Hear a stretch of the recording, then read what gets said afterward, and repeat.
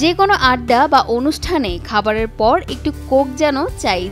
কিন্তু এই কোক বা কোকা কোলা নামক পানীয়টির অনেক তথ্যই হয়তো আমাদের অজানা। সে 1886 সালে কোকা কোলার জন্ম। এরপর কালের পরিবর্তনে এর মোড়ক পাল্টেছে স্বাদও। যদিও সেটা এক প্রকার মানতেই নারাজ কোকা কোলা কোম্পানি। তাদের মতে কোকা কোলার রেসিপি আগে যা ছিল তাই আছে এবং এর স্বাদও অভিন্ন।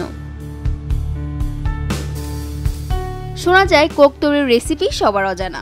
রেসিপি যাতে কেউ খুনাক্ষরেও জানতে না পারে সেজন্য রয়েছে কঠোর নিরাপত্তা ব্যবস্থাও। যদিও অনেকেই বলেন যে কয়েক বছরের মধ্যে কোকের স্বাদে ভিন্নতা এসেছে, কিন্তু কোম্পানিগুলো তাদের কথায় অটল। তবে জার্মানির ফুড টেকনোলজিস্ট ইনস্টিটিউটের সভাপতি জন রাফেরের মতে এটা আসলে একটা পৌরাণিক গল্পের মতো। এত বছর ধরে এসব খাদ্যের ফর্মুলায় পরিবর্তন না হওয়াটা একেবারেই অসম্ভব।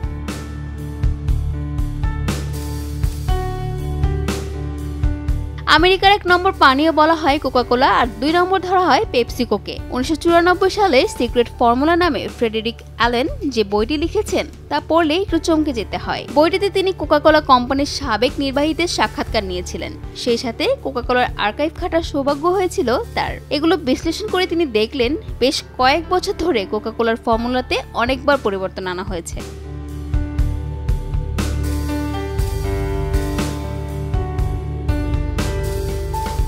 এই বইটি প্রকাশিত হওয়ার পর অবশ্য কোকা কোলা কোম্পানি একটি ইমেইলে ঘোষণা দেয় 1886 সালে কোকা কোলা যখন আবিষ্কার হয় তখন থেকে এই পর্যন্ত এর রেসিপিতে কোনো পরিবর্তন আনা হয়নি। 1980-র দশকে কোকা কোলাতে কর্ন সিরাপ, চিনি এবং ক্যারামেল যোগ করা হয়। তবে এতে মূল ফর্মুলার কোনো পরিবর্তন হয়নি বলেও দাবি করেছে এই কোম্পানি, এবং তারা এখনো প্রচার চালিয়ে যাচ্ছে পুরনো রেসিপিতেই বানানো হচ্ছে এসব সোডা।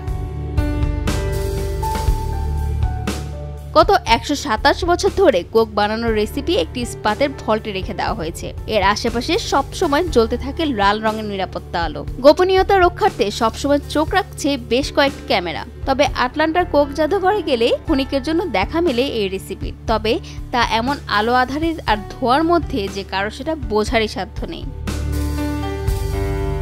ফাতেমা আনি, সময় সংবাদ, ঢাকা।